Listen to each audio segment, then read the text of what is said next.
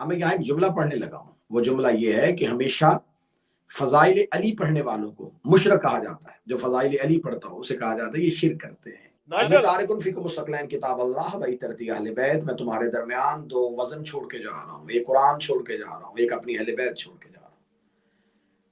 और यहाँ खुदा कह रहा सुम्मा औरसनल किताब अल्लज़ीना अस्तफ़ैना मिन इबादिना, हमने वारिस करार दिया है। खुदा कहता मैंने वारिस बनाया है। वारिस बनाना अल्लाह का काम है और खुदा कहता मैंने वारिस बनाया है। वारिस की तफसील जाके फिका की किताबों से पूछ लीजिएगा। आप किसी भी मसलक से ताल्लुक़ रखते हैं, आप मालिकी हैं, आप अम्बली हैं, आप शाफ़ई हैं, आप किसी भी इमाम आइम्मा अरबा में किसी के पैरोकार हैं, आप मुकल्लिद हैं या आप गैर मुकल्लिद हैं, आप किसी पीर के मानने वाले हैं या फुकरा को ना मानने वाले हैं, आप किसी से पूछ लीजिएगा। ये तो इस्लाम का एक जनरल कुलिया है, एक इस्लाम का जनरल फार्मूला है कि आप अगर किसी जगह पे नमाज पढ़ने के लिए गए हैं तो आपको पहले पूछना होगा ये जगह किसकी है। बगैर वारिस की इजाजत के आप नमाज नहीं पढ़ सकते। अगर आपने नमाज पढ़ ली और नमाज पढ़ने के बाद उस जगह के मालिक ने कहा कि मैंने तो तुम्हें इजाजत नहीं दी थी, आप किसी गस्बी जगह पे अल्लाह का घर बना दे, उसमें सारी रात बैठ के इबादत करते रहें, सुबह को फिका से पूछे, सुबह शरीयत से पूछे क्या मेरी नमाज हो गई, तो शरीयत कहेगी तेरी नमाज नहीं हुई, तेरा मुसल्ला ठीक था, तेरा वजू ठीक था, तेरी किरात ठीक थी, लेकिन तेरी जगह गस्बी थी, तूने बगैर इजाजत के नमाज पढ़ी है। इसका मतलब है बगैर वारिस की इजाजत के खुदा का कुरान पढ़ा जाए अल्लाह कबूल नहीं करता, अल्लाह की नमाज पढ़ी जाए अल्लाह कबूल नहीं करता, वहां बैठ के रोजा रखा जाए अल्लाह रोजा कबूल नहीं करता। इसका मतलब है कि बगैर वारिस की इजाजत के अल्लाह इबादत कबूल नहीं करता। तो कुरान के वारिस के बगैर अल्लाह तलावत कैसे कबूल, वारिस कुरान के बगैर अल्लाह तलावत कैसे कबूल करेगा? तो यही फर्क है। तो अब ये ना समझिएगा कि अहले बैत को छोड़ के सिर्फ तलावत ही कबूल नहीं, आप इस्लाम की जो इबादत करेंगे उसमें कुरान पढ़ना पड़ेगा। नमाज कुरान के बगैर पढ़ी नहीं जा सकती, रोजा कुरान के बगैर रखा नहीं जा सकता, ज़कात कुरान के बगैर दी नहीं जा सकती, हज कुरान के बगैर किया नहीं जा सकता। क्योंकि ये जितने भी शरीयत के अहकामात हैं ये सब अमाल हैं, इनके अहकामात की किताब कुरान है। तो अब हर वो इबादत जिसका हुक्म कुरान ने दिया है उस इबादत के लिए कुरान का होना जरूरी है और कुरान के लिए वारिस कुरान का होना जरूरी है। इसलिए तो खुदा ने कहा है कि हमने कुरान को बगैर वारिस के नहीं छोड़ा, हमने कुरान को वारिस बनाया है। वारिस की इजाजत के बगैर, बाज़ औक़ात ये होता है कि किसी वारिस के बगैर आप कोई अमल करें तो हो सकता है, मसलन आपने किसी जगह से रुक के एक गिलास पानी पिया और वारिस की इजाजत नहीं थी। हाँ, हो सकता है कि वारिस आए तो वो कह दे कि चल मैं तेरे पानी पीने में कोई ममानियत नहीं करता, कोई इनकार नहीं करता, लेकिन अच्छा था तो मुझसे पूछ लेता। इसका मतलब यह है कि वारिस अपनी शराफत से इजाजत दे दे तो वो अलग बात है, लेकिन वारिस की इजाजत जरूरी है। शराफत से इजाजत दे दे तो अलग बात है, लेकिन कई और बार ऐसा होता है कि कुछ लोग शराफत का लिबादा ओढ़े हुए अगर किसी वारिस की विरासत को कब्जे में लेते हैं तो उस वारिस को जमाने को सिर्फ उसका लिबादा उतारने के लिए बताना पड़ता है ये जगह ये चीज इसकी नहीं थी, ये चीज मेरी थी, तो उसकी शराफत का लिबादा उतर जाता है। तो मेरा ख्याल था मैं जुमला पढ़ चुका था और आप समझ चुके थे, सैयदा दरबार में खजूरों के बाग लेने के लिए नहीं गई थी, लिबादा उतारने के लिए गई थी। तो अब खुदा कह रहा है सुम्मा औरसनल किताब अल्लज़ीना अस्तफ़ैना मिन इबादिना, हमने किताब का वारिस उन लोगों को बनाया जिन्हें हमने इस्तफा किया हुआ था, जिन्हें हमने चुना हुआ था, जिन्हें हमने मुस्तफा किया हुआ था।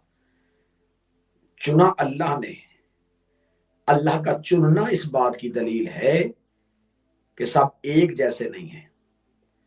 सब एक जैसे होते तो अल्लाह कभी भी अलग से चुनाव ना करता। खुदा कह रहा है कि मैंने इनको चुन लिया है और इनको अपनी किताब का वारिस बना दिया है। अब हमारी गुफ्तगू रोजाना इस पैराए में जा रही है और इंशाल्लाह 5 मुहर्रम के बाद हम मजलूमियत कुरान पे आएंगे। तो जिस दिन हम हुसैन की शहादत पढ़ेंगे, मैं चाहता हूं कि हम साथ ही कुरान की शहादत भी पढ़ें कि कुरान को कितना मजलूम किया गया। आज जमाने में جو کچھ بھی پڑھا جا رہا ہے، بے شک یہ آیات قرآنی ہیں، یہ سورہ قرآنی ہیں، قرآن پر مسلمان اپنا یقین رکھ رہے ہیں، لیکن خدا کیا کہہ رہا ہے قرآن میں؟ خدا قرآن میں واضح طور پر ارشاد فرما رہا ہے، یہ قرآن فائدہ دیتا ہے لیکن صرف مومنین کو، ظالموں کے پاس اس کے پاس خسارے کے سوا کچھ نہیں ہے۔ قرآن فائدہ دیتا ہے لیکن ان کو جو قرآن میں تعقل کرتے ہیں، جو قرآن میں تدبر کرتے ہیں۔ میں پورے قرآن کی بائے بسم اللہ سے لے کے سینے والناس تک پورے قرآن میں اللہ نے کہیں نہیں کہا اسے حفظ کرو، اسے یاد کرو، اسے رٹا لگاؤ۔ پورے قرآن میں خدا نے کہا افلا یتدبرون، اس میں تدبر کرو، افلا یتفکرون، اس میں فکر کرو، افلا یعقلون، اس میں عقل کرو۔ اب عقل کس میں کرنی ہے؟ قرآن میں۔ قرآن کیا ہے؟ رسول کی زبان سے نکلے ہوئے وہ الفاظ جو اللہ نے نبی کی زبان سے اتارے تھے۔ اب آئیے تقریر کے اگلے رخ کی طرف جاتے ہیں، کیونکہ میں نے کہا کہ ہم گفتگو کر رہے ہیں کتاب پہ۔ خدا کہہ رہا ہے میں نے کتاب کا وارث۔ قرآن کا لفظ میں بار بار ریپیٹ کروں گا سمجھانے کے لیے، موضوع ہے کتاب۔ اب آئیے ایک اگلی آیت پڑھتے ہیں، بسم اللہ الرحمن الرحیم، قد جاءکم من اللہ نور و کتاب مبین، تحقیق ہم نے بھیجی اس کی جانب، اللہ کی طرف سے آئی۔ کیا چیزیں آئیں؟ تمہاری طرف۔ کیا؟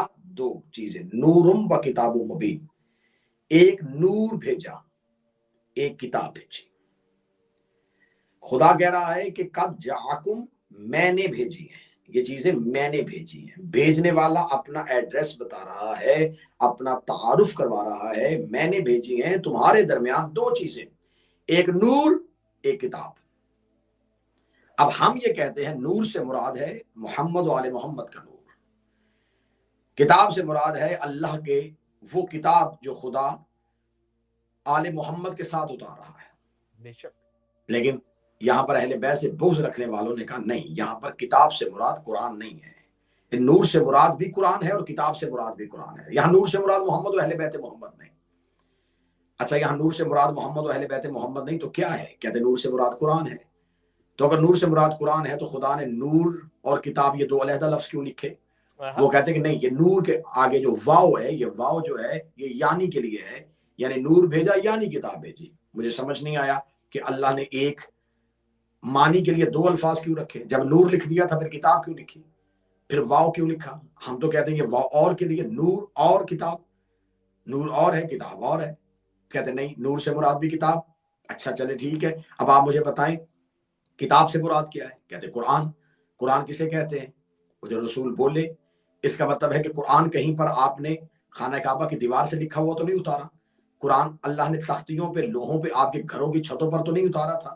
قرآن آپ تک کیسے پہنچا؟ کہتے قرآن نبی کے ذریعے سے پہنچا۔ جب نبی کے ذریعے سے پہنچا تو کیا رسول کو جبریل آ کے ایک تحریر دیتا تھا، وہ پڑھتے تھے اور کہتے تھے یہ قرآن ہے؟ کہتے نہیں، جبریل خدا کا حکم سناتا تھا، نظر وہ نہیں آتا تھا، رسول بول کے کہتے تھے یہ قرآن ہے، ہمیں قرآن ماننا پڑتا تھا، اسی زبان سے کہتے تھے یہ میرا کلام ہے، ہمیں حدیث ماننی پڑتی تھی۔ زبان ایک تھی، کلام دو تھے، وہی زبان قرآن پڑھ رہی تھی، وہی زبان حدیث پڑھ رہی تھی، وہی زبان قرآن سنا رہی تھی، وہی زبان حدیث سنا رہی تھی۔ اب امت کو فرق سمجھ میں کیسے آ رہا تھا؟ رسول بتا رہے تھے یہ اللہ کا لہجہ ہے، یہ اللہ کا کلام ہے، یہ خدا نے کہا ہے، میں تمہیں بتاؤں۔ ورنہ رسول جو بول رہے تھے وہ قرآن بن رہا تھا، رسول جو کہہ رہے تھے وہ قرآن بن رہا تھا۔ اب قرآن کہاں تھا؟ میرے نبی کے اندر، میرے نبی کے اندر۔ اس کا مطلب جو قرآن ہے قلب رسول پہ اترا ہوا، اس کا مطلب جو رسول میں سے ہو وہ قرآن ہوتا ہے، جو رسول میں سے ہو وہ نور ہوتا ہے۔ اب آپ نے کہا ہے کہ نور سے مراد قرآن ہے، تو اس کا مطلب جو رسول میں سے ہو وہ نور ہوگا، جو رسول میں سے ہو وہ نور ہوگا۔ رسول نے فرمایا یا علی انت منی وانا منکا، اے علی تم مجھ سے ہے، الفاطمہ تو بضعۃ منی، فاطمہ مجھ سے ہے، حسن منی، حسن مجھ سے ہے، حسین منی، حسین مجھ سے ہے۔ اور آپ نے یہ اصول میں نے طے نہیں کیا تھا، آپ نے طے کیا تھا کہ جو نبی میں سے ہو وہ نور ہوگا۔ قرآن نبی میں سے، قرآن نور، علی نبی میں سے، علی نور، حسن نبی میں سے، حسن نور، حسین نبی میں سے، حسین نور، سیدہ نبی میں سے، سیدہ نور۔ اب نور کی ضد کیا ہے؟ نور کی ضد ظلمت، نور کی ضد تاریکی، نور کی ضد اندھیرا، نور کی ضد جہالت۔ اب یہ نہ دیکھنا علی کے مقابلے پہ کون آیا، حسن کے مقابلے پہ کون آیا، حسین کے مقابلے پہ کون آیا۔ اب جو بھی آیا نور کے مقابلے پہ آیا، اور جو نور کے مقابلے پہ آئے وہ کل بھی ظلمت تھا، آج بھی ظلمت ہے۔ قد جاءکم من اللہ نور و کتاب مبین، ہم نے کتاب اتاری نور کے ساتھ۔ پھر خدا کہہ رہا ہے کہ ہم نے کتاب کا وارث بنایا۔ پھر خدا کہہ رہا ہے یہ وہ کتاب ہے جس میں کوئی شک نہیں ہے۔ پھر خدا کہہ رہا ہے کہ تم جو کر رہے ہو ہم کتاب میں لکھ رہے ہیں۔ پھر خدا کہہ رہا ہے کہ یہ کتاب ہے جو قیامت والے دن تمہاری گواہی دے گی۔ تو اب ہم آہستہ آہستہ کتاب کے اسرار کی طرف جا رہے ہیں کہ یہ کتاب کون سی ہے۔ میں نے پہلی مجلس میں تمہیداً کہا تھا جو لکھی جائے وہ کتاب، جو پڑھی جائے وہ قرآن۔ یقیناً یہ رسول پر لکھی ہوئی اتاری گئی نہیں، رسول نے بولا تو قرآن بنا۔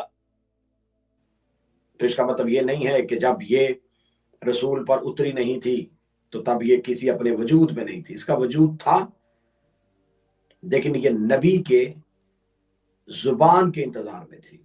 بڑا بہترین جملہ سماعتوں کو ہدیہ کرنے لگا ہوں، نبی کو ضرورت نہیں تھی کہ آیت آئے اور میں پڑھوں تاکہ میری صداقت کا پتہ چلے۔ نبی کو اپنی زبان کی صداقت منوانے کے لیے قرآن کی ضرورت نہیں تھی، قرآن کو اپنی صداقت منوانے کے لیے نبی کی زبان کی ضرورت تھی۔ قرآن یہ چاہتا تھا کہ میں اس زبان اطہر سے نکلوں تاکہ میری صداقت کا لوگوں کو پتہ چل سکے۔ ثم اورثنا الکتاب الذین اصطفینا من عبادنا، ہم نے اپنے مصطفیٰ کیے ہوئے لوگوں کو اس کتاب کا وارث بنایا ہے۔ جن کو وارث بنایا وہ کون؟ اللہ کے مصطفیٰ کیے ہوئے لوگ۔ کس لیے اتاری؟ تاکہ وہ زمانے کو ہدایت کے لیے اس میں سے پڑھ کے سنا سکے۔ اگر اس کتاب کے اندر صرف ہدایت تھی تو امت گمراہ کیوں ہوئی؟ آج کی تقریر اسی منزل پہ رکے گی۔ رسول نے کہا تھا کہ میں دو چیزیں چھوڑ کے جا رہا ہوں، قرآن، اہل بیت، اس کو تھامے رکھنا، گمراہ نہیں ہوگے۔ حدیث بدلی؟ کہا نہیں، اہل بیت نہیں کہہ کے تھے، سنت۔ ٹھیک ہے، رسول قرآن اور سنت چھوڑ کے گئے تھے۔ سنت کسے کہتے ہیں؟ نبی کے کہنے کے مطابق عمل کرنے کا نام۔ ٹھیک ہے، آپ سنت پہ عمل کر رہے ہیں؟ جی ہم کر رہے ہیں۔ قرآن ہمارے گھروں میں ہے۔ جب قرآن اور سنت دونوں موجود ہیں، امت گمراہ کیوں ہے؟ یا تو کوئی مولوی مجھے، مولانا، مفکر، محدث قرآن کے حاشیے پہ لکھ کے دے دے کہ الحمدللہ پوری دنیا کے مسلمانوں میں سے کوئی مسلمان گمراہ نہیں ہے،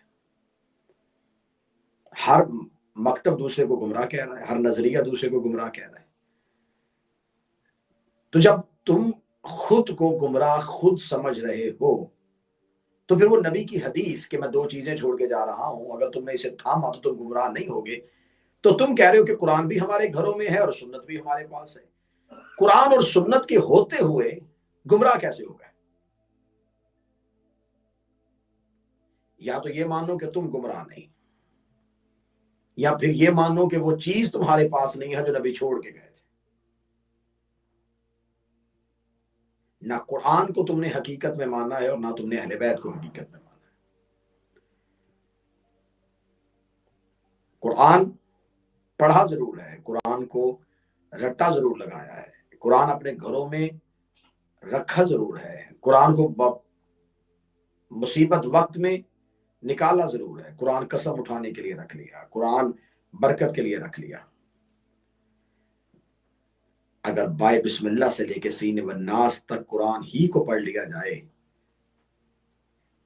تو پھر پورا قرآن جو ہے وہ علی کے قصیدوں کا نام ہے۔ بے شک میرے مولا علی نے فرمایا تھا قرآن کے 4 حصے ہیں، یہ میرے مولا کا فرمان ہے، اسے ذہن نشین کیجئے گا جو سن رہے ہیں۔ مولا فرماتے ہیں قرآن 4 حصوں کا نام ہے۔ پہلا حصہ ہمارے فضائل کا نام،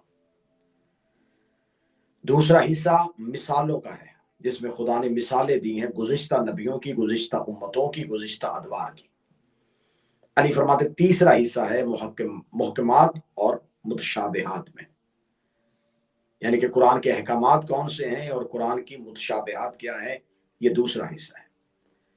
اور امیر المومنین فرماتے ہیں کہ قرآن میں تیسرا حصہ جو ہے وہ ہے خدا نے ہمارے دشمنوں پہ لعنت کیسے کی ہے، خدا نے ہمارے دشمنوں پہ تبرہ کیسے کی ہے۔ تو یہ مزاج ہے قرآن کا۔ تو میں اپنے محترم سننے والے سامعین کو یہ بتا دینا چاہتا ہوں، یہ مزاج قرآن تھا، لیکن افسوس اس قرآن کو ماننے والوں نے اس قرآن کی حقیقت کو بدل دیا۔ ایسے بدلا اس قرآن کی حقیقت کو کہ اس قرآن کے مالک کی بیٹیاں بازاروں میں آ گئی۔